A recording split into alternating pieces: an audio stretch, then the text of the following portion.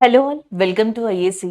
So రీసెంట్గా మనకి citizenship amendment act 2019 భారతదేశ పౌరసత్వ సవరణ చట్టం 2019 అనేది న్యూస్లో ఉంది. సో అసలు ఇది ఏంటి, ఎందుకు ఇప్పుడు న్యూస్లో ఉంది, అలాగే ఒక అనౌన్స్మెంట్ని కూడా గవర్నమెంట్ ఆఫ్ ఇండియా తరపు నుంచి విన్నాం. సో ఈ అర్ధరాత్రి నుంచి 2019 సిఏఏ అనేది అమల్లోకి వస్తుంది అని చెప్పేసి 2019లో దీన్ని తీసుకొస్తే 2024 వరకు ఎందుకు డిలే చేశారు? రెండోది, ఇది అనౌన్స్ చేసిన కొన్ని గంటలకి అస్సాంలో కొన్ని చోట్ల ప్రాబ్లమ్స్ అనేవి స్టార్ట్ అయ్యాయి. డిస్టర్బెన్స్ అనేవి స్టార్ట్ అయ్యాయి. సో ఇలా స్టార్ట్ అవ్వడానికి రీజన్ ఏంటి? అంటే అస్సాంలో ఇప్పుడు ఈ ప్రాబ్లమ్స్ అనేవి ఎందుకు ఈ సిటిజన్షిప్ అమెండ్మెంట్ యాక్ట్‌తో ఇంటర్‌లింక్ అయ్యి ఉన్నాయి. సో ఇలాంటివన్నీ కూడా ఒకసారి ఈ వీడియోలో మనం డిస్కస్ చేద్దాం. ఎందుకంటే సిటిజన్షిప్ అమెండ్మెంట్ యాక్ట్ అనేది చాలా ఇంపార్టెంట్ పాలిటీ పరంగా, కరెంట్ అఫైర్స్ పరంగా కూడా. అండ్ అంతేకాకుండా ఇప్పుడొచ్చే ఎగ్జామ్స్‌లో డైరెక్ట్ క్వెషన్‌గా కాకుండా హిస్టారికల్ బ్యాక్‌గ్రౌండ్ నుంచి కూడా అడుగుతున్నారు. ఇది మనకి ఎగ్జామ్ పాయింట్ ఆఫ్ వ్యూలో యూజ్ అవుతది. రెండోది, సో ఈ టాపిక్‌ని మనకి న్యూస్‌లో ఎప్పుడైనా డిస్కషన్స్‌లో చూసినప్పుడు, ఎవరైనా ఒపీనియన్ చెప్పినప్పుడు, ఆ ఒపీనియన్‌ని మనం జడ్జ్ చేయడానికి అంటే ఒపీనియన్ మనం తెలుసుకోవడానికైనా మనకి అది కరెక్టా కాదా అనేది ఒక రిలేటబుల్‌గా అనిపించాలి అన్నా దీని హిస్టారికల్ బ్యాక్‌గ్రౌండ్ అనేది మనకి తెలియాలి. సో ఒక్కసారి హిస్టారికల్ బ్యాక్‌గ్రౌండ్ చూసి అస్సాం ఇప్పుడు ఎందుకు ప్రాబ్లమ్‌లో ఉంది? అంటే ప్రాబ్లమ్‌ని ఫేస్ చేస్తున్నట్టుగా కనిపించింది. ఎందుకు ఎగనెస్ట్‌గా ఉంది? అస్సాం మొత్తం కాకపోయినా అస్సాంలోని కొన్ని ప్రాంతాలు ఎందుకు దీనికి ఎగనెస్ట్‌గా ఉన్నాయి అనేది ఒకసారి ఈ వీడియోలో చూద్దాం. మీకు ఆల్రెడీ తెలుసు 1947లో ఇండియాకి ఇండిపెండెన్స్ అనేది రావడం జరిగింది. సో ఇండియాకి ఇండిపెండెన్స్ వచ్చిన తర్వాత మనకి ఇండియా 2 పార్ట్స్ కింద విడిపోయింది. Pakistan and India. పాకిస్తాన్ మళ్ళీ west Pakistan, east Pakistan. East Pakistan అని కదా మనం బంగ్లాదేశ్ అంటున్నాం. సో ఇండియాకి ఇండిపెండెన్స్ వచ్చిన టైంలో 1947 నుంచి చాలామంది భారతదేశం నుంచి పాకిస్తాన్‌కి, పాకిస్తాన్ నుంచి ఇండియాకి మైగ్రేట్ అయ్యారు. వలసపోయారు. ఈ వలసెళ్ళే క్రమంలో వాళ్ళకంటూ సిస్టమ్ లేదు. ఒక ఆథరైజేషన్ లేదు. చాలా civilian problems and as well as disturbances కూడా వచ్చాయి. దీంతో గవర్నమెంట్ ఆఫ్ ఇండియా ఆ టైంలో ఏమని ఆలోచించిందంటే, వీటికంటూ ఏదైనా ఒక చట్టాన్ని గాని, ఒక సిస్టమ్‌ని గాని తెస్తే బావుంటదని. ఆ క్రమంలోనే 1948 19థ్ జులైన పర్మిషన్ లైన్ సిస్టమ్ అనే దాన్ని తీసుకొచ్చింది. పర్మిషన్ లైన్ సిస్టమ్ కింద ఎవరైనా ఇండియన్స్ పాకిస్తాన్‌లోకి ఎళ్ళాలనుకున్నా, పాకిస్తాన్‌లోని వాళ్ళు ఇండియాలోకి వలస రావాలి అనుకున్నా, దీని కింద పర్మిషన్ తప్పనిసరి. సో ఇప్పుడు జస్ట్ జనరల్‌గా చెప్పాలంటే మనం పాస్‌పోర్ట్‌ని ఎలా అయితే యూజ్ చేస్తున్నామో సేమ్ సిస్టమే అప్పట్లో పర్మిషన్ లైన్ అని చెప్పేసి తీసుకొచ్చారని చెప్పొచ్చు. దీన్ని 1948 నుంచి 1950 వరకు కూడా ఇట్లా కంటిన్యూ చేశారు. 1950లో 26థ్ జాన్‌న మనకి కాన్స్టిట్యూషన్ అనేది అమల్లోకొచ్చింది. Constitution came into force on 26థ్ జాన్ 1950. సో కాన్స్టిట్యూషన్‌లో ఒరిజినల్‌గా 22 పార్ట్స్ ఉన్నాయి. ఇప్పుడు 25 పార్ట్స్ ఉన్నాయి. ఈ 25 పార్ట్స్‌లో పార్ట్ 2 ఏదైతే ఉందో రెండవ భాగం, అందులో భారతదేశ పౌరసత్వం గురించి మెన్షన్ చేశారు. ఎస్పెషల్లీ ఆర్టికల్ 5 నుంచి ఆర్టికల్ 11 మధ్యలో. అయితే కాన్స్టిట్యూషన్‌లో ఏవైతే ఆర్టికల్ 5 నుంచి ఆర్టికల్ 8 మధ్యలో కొన్ని ప్రొవిజన్స్‌ని మెన్షన్ చేశారో, అవి 1950ని దృష్టిలో పెట్టుకొని మెన్షన్ చేశారు. సో ఇక్కడ మీరు చూడొచ్చు. ఒకటి ఆర్టికల్ 5. దీని కింద ఇండియాలో ఎవరికి సిటిజన్‌షిప్ వస్తది? ఎవరిని ఇండియన్ సిటిజన్స్ అనొచ్చు అనే ఒక భావనని దీంట్లో తెలియపరిచారు. బై బర్త్ అంటే ఇండియాలో ఎవరైనా పుట్టడం కావచ్చు. లేదా ఆ పుట్టే టైంకి వాళ్ళ పేరెంట్స్ ఇండియన్ వాళ్ళు కావచ్చు. అంటే ఇండియన్ డిసెంట్స్ కావచ్చు. అలాగే కాన్స్టిట్యూషన్ 1950లో వచ్చింది కదా! దానికి ఎగ్జాక్ట్‌గా 5 ఇయర్స్ ముందర అంటే 1945 నుంచి 1950 మధ్యలో ఇట్లా ఇండియాలో ఉన్నవాళ్ళు కావచ్చు. వీళ్ళందరినీ కూడా ఇండియన్ సిటిజన్స్‌గా గుర్తించొచ్చనమాట ఆర్టికల్ 5 కింద. ఆర్టికల్ 6, ఆర్టికల్ 6, ఆర్టికల్ 7 కూడా ఎవరు ఇండియన్ సిటిజన్స్ అనేది మైగ్రేషన్‌ని బట్టి చెప్తుంది. అంటే 1948లో చాలామంది మనకి పాకిస్తాన్ నుంచి ఇండియాకి వలస వచ్చిన వాళ్ళున్నారు. అది ఒకటి. సో, అదే టైంలో ఇండియా నుంచి పాకిస్తాన్‌కి కూడా చాలామంది ఎళ్ళిపోయారు. ఎళ్ళిన తర్వాత అలా వెళ్ళిన వాళ్ళలో కొంతమంది మళ్ళీ బ్యాక్‌కొచ్చారు ఇండియాకి. ఇలాంటివన్నీ జరిగాయి. సో, వాళ్ళకి సంబంధించి ఆర్టికల్ 6, ఆర్టికల్ 7లో మెన్షన్ చేశారనమాట. యాక్చువల్‌గా మనకి మైగ్రేషన్ స్టార్ట్ అయింది 1 మార్చ్ 1947. ఆ డేట్ గురించి ఆర్టికల్ 7లో మీరు చూడొచ్చు. పర్మిషన్ లైటింగ్‌కి సంబంధించింది 1948లో. ఆ డేట్‌కి సంబంధించిన ప్రొవిజన్స్ ఇకపోతే ఆర్టికల్ 8. ఆర్టికల్ 8 ఏంటి అంటే ఎవరైతే ఆ టైంలో ఫారిన్ కంట్రీస్‌లో ఉంటారో, ఇండియన్ ఆరిజిన్ అయ్యుండి, వాళ్ళ చిల్డ్రన్ కావచ్చు, వాళ్ళ పిల్లలు కావచ్చు, వాళ్ళకి సంబంధించి సిటిజన్స్ ఎలాగా గుర్తించబడతారు అనేది 8లో చెప్పారు. ఇవన్నీ 1950ని దృష్టిలో పెట్టుకొని కాన్స్టిట్యూషన్ చెప్పినవి. ఇకపోతే ఆర్టికల్ 9 అండ్ 10 ఏం చెప్తున్నాయంటే భారతదేశ పౌరసత్వాన్ని ఎలా కోల్పోతారు? ఎందుకంటే భారతదేశం ఏక పౌరసత్వం గల దేశం. ఇండియాలో సింగిల్ సిటిజన్‌షిప్ అనేది ఉంటది. ఫర్ ఎగ్జాంపుల్ ఏదైనా ఒక వ్యక్తి ఇండియన్ సిటిజన్‌షిప్‌ని కలిగి ఉండి వేరే కంట్రీ సిటిజన్‌షిప్‌ని కూడా పొందారనుకోండి. ఆటోమేటిక్‌గా తన యొక్క భారత పౌరసత్వం ఏదైతే ఉంటదో అది రద్దు అయిపోతది. ఇలాంటివన్నీ మనకి ఆర్టికల్ 9, ఆర్టికల్ 10లో ఉన్నాయి. The last one and very crucial one article 11. ఈ ఆర్టికల్ 11 అనేదే ఇప్పుడు ప్రెజెంట్ కరెంట్ అఫైర్స్‌లో ఉన్న 2019 సిటిజన్‌షిప్ అమెండ్మెంట్ యాక్ట్ యొక్క బేస్ పాయింట్‌గా చెప్పొచ్చనమాట. సో, యాక్చువల్‌గా చెప్పాలి అంటే భారతదేశ పౌరసత్వ చట్టం సిటిజన్‌షిప్ యాక్ట్ ఏదైతే ఉందో దానికి ప్రాణం పోసింది కూడా ఆర్టికల్ 11. ఆర్టికల్ 11 ద్వారా కాన్స్టిట్యూషన్ ఆఫ్ ఇండియా భారత పార్లమెంట్‌కి ఒక ఇమ్యూనిటీ పవర్ ఇచ్చిందని చెప్పొచ్చనమాట. సో, దీంట్లో జనరల్‌గా ఏంటి అంటే 1950ని దృష్టిలో పెట్టుకొని ఎవరు సిటిజన్స్ ఆఫ్ ఇండియా అనేది రాజ్యాంగం ద్వారా చెప్పబడింది. దాని తర్వాత పౌరసత్వానికి సంబంధించి ఏదైనా చట్టాలు చేయాలి అన్నా, లేదా దాంట్లో మార్పులు చేయాలి అన్నా పార్లమెంటు చెయ్యొచ్చు అనే దానిగా ఆర్టికల్ 11 ద్వారా ఒక ఇమ్యూనిటీని ఇచ్చినట్టయింది రాజ్యాంగం. సో, అదే ఆర్టికల్ 11 అనే దాన్ని బేస్ చేసుకొని, అదే కీ పాయింట్‌గా చేసుకొని పార్లమెంట్ 1955లో ఒక చట్టాన్ని తీసుకొచ్చింది. దాన్నే 1955 సిటిజన్‌షిప్ యాక్ట్ ఆఫ్ ఇండియా భారతదేశ పౌరసత్వ చట్టం 1955గా చెప్పడం జరుగుతది. సో, ఆర్టికల్ 11లో చెప్పినట్టుగా parliament with respect to the time period భారతదేశ సిటిజన్‌షిప్‌కి సంబంధించి ఎప్పుడైనా కొన్ని మార్పులు చేయాలి అనుకుంటే, సో, దీన్ని సవరించి చేయించొచ్చు. అంటే బై ద అమెండ్మెంట్ ఈ యాక్ట్‌లో కొన్ని ప్రొవిజన్స్‌ని మనం తీసుకురావచ్చు. అలా 1955లో తీసుకొచ్చిన సిటిజన్‌షిప్ యాక్ట్‌ని ఇప్పటికే పార్లమెంట్ 6 సార్లు 2019తో కలుపుకొని 6 సార్లు సవరించింది. 6 టైమ్స్ అమెండ్ చేసింది. ఈ 1955 సిటిజన్‌షిప్ యాక్ట్‌లో ఏముంది? 6 సార్లు ఎందుకు అమెండ్ చేసింది? 1955 సిటిజన్‌షిప్ యాక్ట్ ప్రకారం పార్లమెంట్ ఏం చేసింది అంటే 1950 తర్వాత భారతదేశం యొక్క పౌరసత్వం ఎలా వస్తది? ఇండియన్ సిటిజన్‌షిప్ ఎలా వస్తది? అనే కొన్ని ప్రొవిజన్స్‌ని తీసుకొచ్చింది. దాంట్లో గనక జనరల్‌గా చూసుకున్నట్టయితే by birth, by decent, by registration, by naturalisation, by incorporation of territory. ఈ పద్ధతుల్లో ఏదో ఒక పద్ధతి ద్వారా ఇండియన్ సిటిజన్‌షిప్‌ని పొందొచ్చు. According to 1955 citizenship act. So, దీంట్లో ఒకటి బై బర్త్ అంటే పుట్టుక. సో, ఇండియాలో ఎవరైనా స్వతహాగా పుట్టినట్టయితే, ఇదే గడ్డ మీద పుట్టినట్టయితే బై బర్త్ ద్వారా వాళ్ళకి సిటిజన్‌షిప్ అనేది వస్తదనమాట. సో, 1950 నుంచి ఇలాంటి ఒక ప్రొవిజన్‌ని తీసుకున్నారు. నేను ఆల్రెడీ మీకు మెన్షన్ చేశాను కూడా సిటిజన్‌షిప్ యాక్ట్‌ని అమెండ్ చేశారు అని చాలా సార్లు. అందులో ఒకసారి ఎందుకు అమెండ్ చేశారంటే 1950 నుంచి 86 వరకు ఏం చెప్పారు అంటే ఈ చట్టం ద్వారా సీఏఏ చట్టం ద్వారా ఏం చెప్పారు అంటే ఇండియాలో 1950 నుంచి 1986లో ఎవరు పుట్టినా సరే వాళ్ళకి సిటిజన్‌షిప్ అనేది వస్తది. కొన్ని రూల్స్ మినహాయించి కొన్ని ఎగ్జంప్షన్స్ మినహాయిస్తే వాళ్ళకి బై బర్త్ ద్వారా రావడం జరుగుతది. అయితే వాళ్ళ పేరెంట్స్‌కి సంబంధించి కానీ, గ్రాండ్ పేరెంట్స్‌కి సంబంధించి కానీ ఎలాంటి ప్రొవిజన్స్ అవసరం లేదన్నట్టుగా మెన్షన్ చేసింది.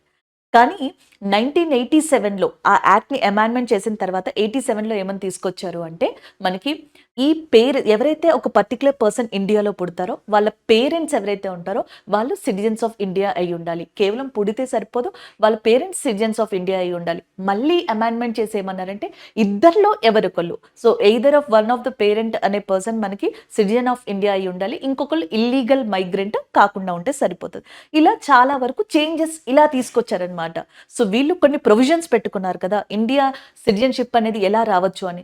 దాన్ని ఆర్టికల్ 11ని యూజ్ చేసుకొని ఆ 1955 యాక్ట్ ఏదైతే తీసుకొచ్చారో దాన్ని with respect to the time period మార్చుకుంటా ఎళ్లారు. సవరించుకుంటా ఎళ్లారు. బై డిసెంట్ అంటే మనకి ఎవరైనా ఒక కపుల్ హస్బెండ్ అండ్ వైఫ్ కావచ్చు, ఇండియాకి సంబంధించిన వాళ్ళు ఎవరైతే మనకి ఔట్ ఆఫ్ ద కంట్రీస్‌లో ఉన్నారో వాళ్ళ చిల్డ్రన్, వాళ్ళ పిల్లలకి ఎట్లా మనకి సిటిజన్‌షిప్ రావచ్చు అనేది దీంట్లో చెప్పారు. భారత సంతతికి సంబంధించి. బై రిజిస్ట్రేషన్ ఇందులో చాలా వరకు ప్రొవిజన్స్ ఉన్నాయి. చాలా డిఫరెంట్ కైండ్ ఆఫ్ అప్రోచెస్ ఉన్నాయి. ఇందులో ఒక అప్రోచ్ ఏంటి అంటే, ఎవరైనా ఒక ఫారినర్ ఇండియన్ సిటిజన్‌ని మ్యారేజ్ చేసుకుంటే 7 ఇయర్స్ ప్రాసెస్ అనేది ఉంటది. దాని తర్వాత బై రిజిస్ట్రేషన్ వాళ్ళకి సిటిజన్‌షిప్ అనేది వస్తది. మొత్తం ప్రాసెస్‌ని కలుపుకుంటే 8 ఇయర్స్ అవుతది. బట్ ఈ రిజిస్ట్రేషన్ కోసం వాళ్ళ టైమ్ పీరియడ్ ఎంత అంటే 7 ఇయర్స్ అన్నమాట. ఇది ఒక ప్రొవిజన్‌గా చెప్తాం. అలాగే బై న్యాచురలైజేషన్ అంటే వాళ్ళు పేరెంట్స్ ఇండియాకి సంబంధించిన వాళ్ళు కాదు. వీళ్ళు ఇండియాలో పుట్టలేదు. అలాగే వీళ్ళు ఇండియాలో ఎవరిని పెళ్లి చేసుకోలేదు.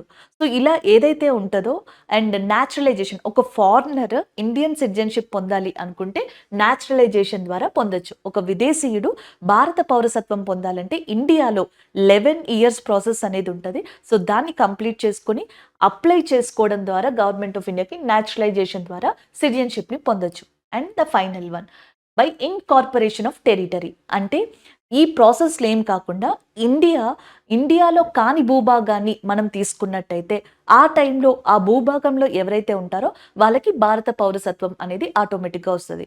సో, దీన్ని సింపుల్‌గా చెప్పాలంటే సిక్కిం. సిక్కిం అనేది ఇండియా యొక్క స్టేట్ కాదు ఫస్ట్‌లో. దాన్ని ప్రొటెక్టెడ్ ఏరియాగా మనం తీసుకున్నాం. తర్వాత దాన్ని భారతదేశంలో రాష్ట్రంగా మార్చాం.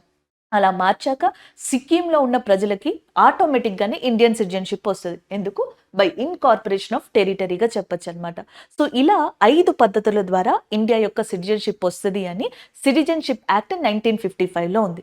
ఈ 5 పద్ధతుల్లో పార్లమెంట్ ముందుగా ఏవైతే కండిషన్స్ పెట్టిందో, ఆ కండిషన్స్‌ని with respect to the time period parliament అవసరం అనుకుంటే దాన్ని చేంజ్ చేసే అవకాశం ఉంటది. ఆ అవకాశాన్ని రాజ్యాంగమే స్వయంగా పార్లమెంట్‌కి ఇచ్చింది అండర్ ఆర్టికల్ 11.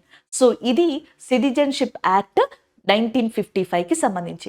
దీనిని 1986లో ఒకసారి, 1992లో ఒకసారి, 2003, 2005, 2013 అండ్ చివరగా 2019లో అమెండ్మెంట్ చేయడం జరిగింది. ఇది మనకి సిటిజన్‌షిప్ అమెండ్మెంట్ యాక్ట్ భారతదేశ పౌరసత్వ సవరణ చట్టం యొక్క హిస్టారికల్ బ్యాక్‌గ్రౌండ్ 2019కి వచ్చేటప్పటికి ఇలా ఉంది. సో, ఇది ఒక స్టేజ్ అండి. అసలు ఈ యాక్ట్‌ని ఎందుకు తీసుకొచ్చారు అనేది ఇక్కడ ఇంపార్టెంట్. ఈ యాక్ట్‌ని ఎందుకు తీసుకొచ్చారు అనేది ఒకటి. రెండోది అసలు అస్సాంకున్న ప్రాబ్లమ్ ఏంటి ఈ యాక్ట్ తోటి అనేది ఒకసారి ఇక్కడ చూద్దాం. ఇక్కడ చూడండి. సుప్రీం కోర్ట్ ఏం చేసిందంటే 2018లో ఎలక్షన్ కమిషన్‌కి అలాగే నెక్స్ట్ సెంట్రల్ గవర్నమెంట్‌కి ఒక నోటిఫికేషన్ ఇచ్చింది. నార్త్ ఈస్ట్ ఇండియాలో మరీ ముఖ్యంగా అస్సాం లాంటి స్టేట్స్‌లో ఎన్ఆర్‌సీని కండక్ట్ చేయండి అని చెప్పడం జరిగింది. సో, అప్పుడు న్యూస్‌లోకొచ్చింది నేషనల్ రిజిస్టర్ ఆఫ్ సిటిజన్‌షిప్ ఎన్ఆర్‌సీగా చెప్తాం. సో, ఈ ఎన్ఆర్‌సీ అంటే జనరల్‌గా ఈ ఎన్ఆర్‌సీ న్యూస్‌లోకొచ్చినప్పుడు 2 ఇంపార్టెంట్ పాయింట్స్ వచ్చాయి. ఒకటి ఎన్ఆర్‌సీ ఇంకొకటి వచ్చేటప్పటికి ఎన్‌పీఏ అనేది ఒకటి రావడం జరిగింది. ఎన్‌పీఆర్ అనేది. ఈ రెండిటికి డిఫరెన్స్ ఏంటనేది కూడా చూద్దాం. అసలు ఒక కంట్రీలో ఎంతమంది పౌరులున్నారు? ఎవరికి పౌరసత్వం ఉంది అనేది కూడా తెలియాలి కదా! మన ఇండియాలో మనము ఉన్నాం. ఫారినర్స్ కూడా వస్తా ఉన్నారు కొన్ని యాక్టివిటీస్ కోసం అని చెప్పేసి. అసలు ఇండియాలో ఎవరికి సిటిజన్‌షిప్ ఉంది? ఎవరికి పౌరసత్వం ఉంది? ఆ డేటా తెలుసుకోవడం కోసమే ఎన్ఆర్‌సీ సిస్టమ్ అనే దాన్ని తీసుకొచ్చారు. నేషనల్ రిజిస్టర్ సిటిజన్స్‌గా తీసుకురావడం జరిగింది. సో, ఇది ఎన్ఆర్‌సీ అంటే. నేషనల్ పాపులేషన్ రిజిస్టర్ ఎన్‌పీఆర్ అంటాం. సో, అంటే సిటిజన్‌షిప్‌తో సంబంధం లేదు. ఇండియాలో ఎవరు ఉంటున్నారు అనే దాని మీద జనరల్‌గా ఒక కౌంట్ కోసం ఉండే ప్రాసెస్‌గా దాన్ని చెప్తాం. సెన్సస్ జనాభా లెక్కలంటారు చూసారా? ఆ టైంలో జనరల్‌గా మనకి ఒక్కొక్కసారి ఈ ప్రాసెస్‌ని కూడా తీసుకుంటారు. ఎన్‌పీఆర్ ప్రాసెస్‌ని. NPR is different from NRC అన్నమాట. సుప్రీం కోర్ట్ చెప్పింది ఎన్ఆర్‌సీ గురించి. ఎన్ఆర్‌సీ గురించి సుప్రీం కోర్ట్ ఎందుకు చెప్పింది? ఎస్పెషల్లీ నార్త్ ఈస్ట్ ఇండియాలో ఎందుకు సెంట్రల్ గవర్నమెంట్‌ని అలాగే ఎలక్షన్ కమిషన్‌ని కండక్ట్ చేయమని చెప్పింది? ఎవరు పౌరులున్నారు అక్కడ భారత పౌరులని ఎందుకు తెలుసుకోవాలని చెప్పింది? దానికి కారణం ఇది. 1971లో మనకి ఇండియా పాకిస్తాన్ యుద్ధం లేదా బంగ్లాదేశ్ స్వతంత్రం కోసం యుద్ధం జరిగింది. ఆ టైంలో బంగ్లాదేశ్ నుంచి చాలా మంది శరణార్థులు ఇండియాకొచ్చారు. రిఫ్యూజీస్. వీళ్ళలో కొంతమందిని చక్మాస్ అని కూడా పిలుస్తారనమాట. అయితే బంగ్లాదేశ్‌కి చాలా దగ్గరగా ఉన్న part of India north east India. ఈశాన్య రాష్ట్రం అనేది బంగ్లాదేశ్‌కి చాలా దగ్గర. అందుకే భారతదేశం నుంచి అంటే బంగ్లాదేశ్ నుంచి చాలా మంది వలసదారులు నార్త్ ఈస్ట్ ఇండియా వైపుగా ఎక్కువగా మైగ్రేషన్ జరగడం జరిగిందనమాట. అందులో ఎస్పెషల్లీ అస్సాం రాష్ట్రం లాంటి వాటిలో ఎక్కువగా మైగ్రేట్ అయ్యారు. 1971 టైంలో అది పరిస్థితి అన్నమాట. దాని తర్వాత 1975 నుంచి 78లో అస్సాంలో సిట్యుయేషన్ కంప్లీట్‌గా డిఫరెంట్. పొలిటికల్ ఇన్‌స్టెబిలిటీ వచ్చేసింది. రాజకీయ విభేదాలొచ్చాయి. దీనికి కారణం ఏంటంటే, ఈ 1975, 78 మధ్యలో అస్సాంలో ఒక ప్రాంతంలో ఎంపీ ఎవరైతే ఉన్నారో హీరాలాల్ పట్వారి ఆయన చనిపోవడం జరిగింది. ఆ ప్రదేశానికి సంబంధించి ఎలక్షన్ జరగాల్సుంది ఆ సీట్‌కి సంబంధించి. అదే టైంలో ఈ ఓటర్లని గుర్తించే టైంలోనే అస్సాంలో ఒక్కసారిగా పాపులేషన్ కూడా ఇంక్రీజ్ అవ్వడం అనేది, సో ఎక్కువ మంది రావడం అనేది గమనించారు. సో దీంతో వాళ్ళకొచ్చిన మెయిన్ ఆలోచన థాట్ ఏంటి అంటే 1917లో జరిగిన ఏదైతే మైగ్రేషన్ ఉందో అది చాలా ఎక్కువ జరిగింది. ఎస్పెషల్లీ ఎక్కడ ఎక్కువ జరిగిందంటే అస్సాం ప్రాంతాన్ని ఎక్కువగా టార్గెట్ చేసింది. సో దీంతో అక్కడున్న అస్సాం స్టూడెంట్స్ యూనియన్ అస్సు అని చెప్పేసి అంటారు. వాళ్ళు పొలిటికల్ పార్టీస్ కొన్ని ఏవైతే రివల్యూషనరీ ప్రొటెస్టరీ గ్రూప్స్ ఉన్నాయో అవన్నీ కూడా అస్సాంలో పెద్ద ఎత్తున పోరాటాలు స్టార్ట్ చేశాయి. దీంతో 1978లో అస్సాంలో ఎలక్షన్ కూడా క్యాన్సిల్ అయిపోయింది. దాని తర్వాత వచ్చిందే అస్సాం అకార్డ్. అస్సాం అకార్డ్ అనే ఒక సిస్టమ్ వచ్చింది. సో ఇది ఎందుకు తీసుకొచ్చారంటే 1985లో రాజీవ్ గాంధీ గారి యొక్క గవర్నమెంట్. రాజీవ్ గాంధీ గారు ప్రైమ్ మినిస్టర్‌గా ఉన్న టైంలో అస్సాం యొక్క leaders, political persons, Assam student union వీళ్ళందరూ కూడా రాజీవ్ గాంధీ గారిని కలవడం జరిగింది. ఆ ప్రభుత్వంతో కొన్ని డిస్కషన్స్ చేయడం జరిగింది. ఆ డిస్కషన్స్‌లోంచి ఆ ప్రభుత్వానికి, అస్సాంకి వచ్చిన ఒక ఒప్పందమే అస్సాం అకార్డ్‌గా 1987లో అమల్లోకి వచ్చిందని చెప్తా ఉంటారు. సో దీని ప్రకారం ఏంటి అంటే 1971 మార్చ్ 24 ముందర ఎవరైతే ఇండియాకి వలస వచ్చారో సో వాళ్ళని జనరల్‌గా సిటిజన్స్ ఆఫ్ ఇండియా కింద కన్సిడర్ చేస్తాము. దాని తర్వాత వచ్చిన వాళ్ళని సిటిజన్స్ ఆఫ్ ఇండియాగా కన్సిడర్ చేయము అండ్ ఇండియాలో కూడా మేము ఉంచము. వాళ్ళని ఇల్లీగల్ మైగ్రెంట్స్‌గా కన్సిడర్ చేస్తాము, పంపించేస్తాము అన్నట్టుగా ఆ అకార్డ్ యొక్క సారాంశం అది. కానీ చాలా మంది క్రిటిసైజ్ చేసేది ఏంటంటే అకార్డ్ అయితే జరిగింది కానీ అది కంప్లీట్‌గా ఫుల్‌ఫిల్ జరగలేదు. ఎందుకంటే అప్పట్లో ఈ అకార్డ్‌ని బేస్ చేసుకొని ఎన్ఆర్‌సి అనే దాన్ని నిర్వహించారు. Registrations reason.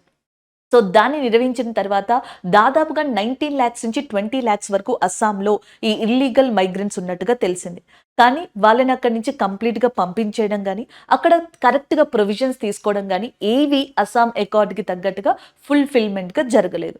సో అదే న్యూస్, అదే ఇష్యూ మళ్ళీ రిపీట్ అయ్యి సుప్రీం కోర్ట్ దగ్గరికి ఎళ్ళింది. సుప్రీం కోర్ట్ ఎన్ఆర్‌సికి సంబంధించి ఆ ఇష్యూని జారీ చేసిందనమాట. ఆ నోటిఫికేషన్. ఇది 2018లో జరిగింది. ఈ ప్రాసెస్ జరుగుతున్న టైంలోనే 2019లో government of India citizenship amendment యాక్ట్‌ని తీసుకొచ్చింది.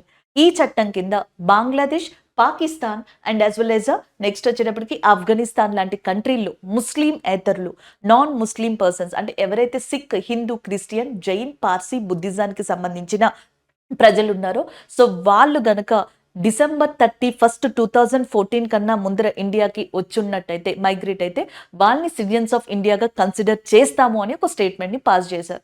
దీంతో ఇండియా మొత్తంలో కూడా సపోర్టివ్ అండ్ నెక్స్ట్ మనకి అపోజిషన్ 2 కూడా వచ్చాయన్నమాట. ఎందుకు సపోర్ట్ వచ్చింది? ఎందుకు అపోజిషన్ వచ్చింది? అనేది కూడా చూద్దాం. సపోర్ట్ ఇన్ ద సెన్స్ ఇలాంటి వాళ్ళకి మైనారిటీస్‌కి ఒక భద్రత అంటూ కల్పించడంలో సపోర్ట్ వచ్చిందని చెప్పొచ్చు. And opposition ఎందుకొచ్చింది? అపోజ్ ఎందుకు చేశారు అనేది కూడా ఇక్కడ మనం చూడాలి. సో ఓన్లీ కేవలం ఈ కంట్రీస్ నుంచి మాత్రమే అండ్ యాస్ వెల్ యాస్ ఇది కూడా ఒక రిలీజియస్ బేస్డ్ కింద అయిపోయింది అనేది వాళ్ళ యొక్క వాదన అన్నమాట. ఈ కంట్రీస్ నుంచే తీసుకుంటున్నారు. ఇంకా శ్రీలంక ఉన్నారు అండ్ నేపాల్ ఉన్నారు, భూటాన్ ఉన్నారు. ఈ అన్ని కంట్రీస్ ఉండగా కేవలం ఈ 3 కంట్రీస్ నుంచి అది నాన్ ముస్లిమ్స్‌ని తీసుకోవడం అనేది ఆర్టికల్ 14 రైట్ టు ఈక్వాలిటీ అనే దాన్ని మనకి ఇక్కడ ఇంటరప్ట్ చేస్తదని చాలా మంది వాదించడం జరిగింది. అది ఒక పాయింట్. సో ఇలా వాదించినప్పుడు అమిత్ షా గారు హోమ్ మినిస్టర్ చెప్పడం ఏంటి అంటే ఈ 3 కంట్రీస్ ఇస్లామిక్ స్టేట్ కంట్రీస్. ఈ కంట్రీస్‌లో ఈ రిలీజియన్, ఈ మతాలకి సంబంధించి మైనారిటీ ప్రజలు ఎవరైతే ఉన్నారో వాళ్ళ మీద ప్రక్యూషన్ జరుగుతుంది. అంటే జనరల్‌గా మనకి వాళ్ళ మీద వాళ్ళు కొన్ని ఇబ్బందులకి గురి అవుతున్నారు. వాళ్ళు కరెక్ట్‌గా ఏమంటారు పర్ఫెక్ట్ లైఫ్‌ని తీసుకోలేకపోతున్నారు. సో అందుకని చెప్పేసి ఎవరైతే వాళ్ళు మైగ్రేట్ అయ్యి ఇండియాకొచ్చారో, వలస వచ్చి ఇండియాకొచ్చారో అది కూడా 2014 డిసెంబర్ 31 సో వాళ్ళని ఇండియన్ సిటిజన్స్‌గా మేము రికగ్నైజ్ చేస్తాము. కొన్ని రూల్స్ అండ్ రెగ్యులేషన్స్ తోటి అని చెప్పి చెప్పడం జరిగిందనమాట. సో దీంతో ఏమైందంటే అస్సాంలో ఒక్కసారిగా మళ్ళీ ప్రాబ్లమ్ స్టార్ట్ అయింది. అస్సాంకి దీనికి ప్రాబ్లమ్ ఏంటంటే ఎన్ఆర్‌సి. ఎన్ఆర్‌సి ప్రకారం అస్సాంలో దాదాపుగా 19-20 లాక్స్ ఇల్లీగల్ మైగ్రెంట్స్ ఉన్నారు. అస్సాం అకార్డ్‌లో ప్రామిస్ చేసిన దాని ప్రకారం 1971 మార్చ్ 24 తర్వాత ఎవరైతే ఇండియాలోకి వస్తారో సో వాళ్ళు ఇల్లీగల్ మైగ్రెంట్స్ అవుతారు. ఎస్పెషల్లీ అస్సాం లాంటి ప్రాంతాల్లో.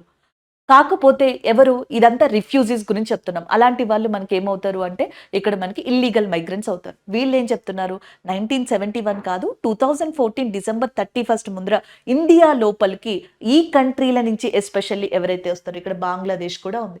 సో ఏ ప్రాంతాల నుంచి వస్తారో వాళ్ళని మేము తీసుకుంటాము అని. అంటే ఔట్ ఆఫ్ 19-20 లాక్స్ దాదాపుగా ఒక 10 లక్షల మంది మేబీ నాన్ ముస్లిమ్స్ ఉండొచ్చు. వాళ్ళకి గనక సిటిజన్‌షిప్ వస్తే అస్సాంలో రిసోర్సెస్‌కి కావచ్చు, కల్చరల్‌కి కావచ్చు కొన్ని ఛాన్సెస్‌కి భంగం వాటిల్లుతది. క్లాషెస్ వస్తాయి అనేది అస్సాంలోని కొన్ని ప్రాంతాల ప్రజల్లో ఉన్న భావన. సో దానికి ప్రైమ్ మినిస్టర్ ఆఫ్ ఇండియా ఏం చెప్పారంటే, అలా జరగదు. ఈ సిటిజన్‌షిప్ అమెండ్మెంట్ యాక్ట్ ఇలాంటి కంట్రీలో మైనారిటీలని రక్షించడానికి, అలాగే నెక్స్ట్ వచ్చేటప్పటికి ఏంటంటే, అస్సాం లాంటి రాష్ట్రాలు నార్త్ ఈస్ట్ ఇండియాలో ఏవైతే ఉన్నాయో, ఈ స్టేట్స్‌కి ఎటువంటి నెగటివిటీ అనేది రానివ్వకుండా, ఈ స్టేట్‌లో ఉన్న ప్రజలు ఇబ్బంది పడకుండా మేము ఈ చట్టాన్ని అమలు పరుస్తాము. అలా అమలు పరిచే బాధ్యత మాది అని కూడా చెప్పడం జరిగింది. అలా చెప్పినా సరే చాలా పెద్ద ఎత్తున ఒక రకంగా కొంతమంది సపోర్ట్, కొంతమంది అపోజ్ చేయడం జరిగింది. ఇన్‌ఫాక్ట్ 2019లో ఈ యాక్ట్ వచ్చిన టైంలోనే భారత రత్నాన్ని కూడా ఈ గవర్నమెంట్ ఆఫ్ ఇండియా అనౌన్స్ చేసింది. ఆ భారత రత్నాన్ని అనౌన్స్ చేసిన వాళ్ళలో ఒక పర్సన్ భూపెన్ హజారికా. భూపెన్ హజారికా అస్సాంలో వన్ ఆఫ్ ద ప్రామినెంట్ పర్సన్‌గా చెప్పొచ్చు. ఈవెన్ ఆయన ఫ్యామిలీ ఆ భారత రత్నాన్ని తీసుకోవడానికి రిజెక్ట్ చేసినట్టుగా ఫేక్ న్యూస్ అని కొంతమంది, రియల్ అని కొంతమంది కూడా చెప్పడం జరిగింది.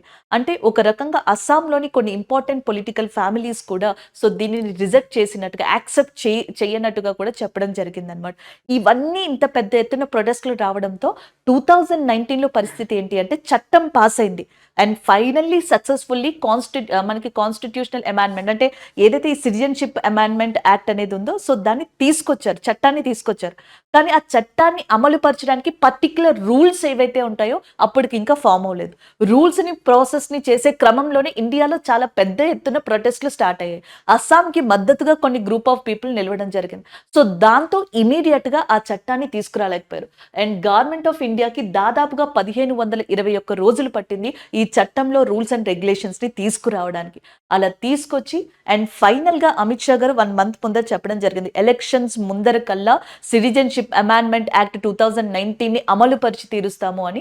అలా ఆయన చెప్పినట్టుగానే నిన్న అర్ధరాత్రి ఆయన అనౌన్స్ చేయడం కూడా జరిగింది. గవర్నమెంట్ ఆఫ్ ఇండియా అనౌన్స్ చేయడం జరిగింది. సిటిజన్‌షిప్ అమెండ్మెంట్ యాక్ట్ 2019 అనేది అమల్లోకి ఇప్పటి నుంచి వస్తది. సో ఎవరైతే ఎలిజిబుల్ ఉన్నారో వాళ్ళు ఆథరైజేషన్ పోర్టల్ ద్వారా అప్లై చేసుకోవచ్చు సిటిజన్‌షిప్‌కి అన్నట్టుగా కూడా మెన్షన్ చేయడం జరిగింది. సో ఈ వీడియోలో మాక్సిమం మెయిన్ పాయింట్స్ ఏవైతే ఉన్నాయో అవి మీతో నేను డిస్కస్ చేయడం జరిగింది. సో డీప్‌గా మనం ఇక్కడ డిస్కస్ చేయలేదు. డీప్‌గా చాలా ప్రొవిజన్స్ ఉన్నాయి. ఇంకా చెప్పాలంటే చాలా చాలా అపోజిషన్స్ ఉన్నాయి అండ్ చాలా నెగటివిటీస్ ఉన్నాయి. ఇలాంటివన్నీ కూడా ఇందులో ఉన్నాయి. అండ్ కట్ షార్ట్‌లో చెప్పాలి అంటే 2019 సిటిజన్‌షిప్ అమెండ్మెంట్ యాక్ట్ తీసుకురావడానికి మెయిన్ రీజన్ సో ఇక్కడ ప్రభుత్వం చెప్తున్నట్టుగా ఆ కంట్రీలో ఎవరైతే రిలీజియస్ మైనారిటీస్ ఉన్నారో సో వాళ్ళని కాపాడుకోవడం కోసం అని ఒకటి. రెండోది అస్సాంలో ప్రాబ్లమ్ స్టార్ట్ అయినాయి అంటే అస్సాం అకార్డ్, ఎన్ఆర్‌సి ఏదైతే ఉందో దానికి ఏమన్నా ముప్పు వాటిల్లుతది, దానికి ఏమన్నా ప్రాబ్లమ్ అవుతది అని అస్సాం ప్రజల యొక్క మెయిన్ ప్రాబ్లమ్ అన్నమాట. అండ్ మూడోది ఈ చట్టాన్ని ఇప్పటి వరకు అమలు చేయకపోవడానికి కారణం ఒకటి ఇలాంటి ప్రొటెస్ట్‌లు, ఇలాంటి అభద్రతా భావం. రెండోది వచ్చేటప్పటికి దీనికి సంబంధించిన రూల్స్‌ని ఇమ్మీడియేట్‌గా ఫ్రేమ్ చేయలేకపోవడం. సో ఇవి ఓవరాల్‌గా ఈ వీడియోలో మనం డిస్కస్ చేసుకున్నవి.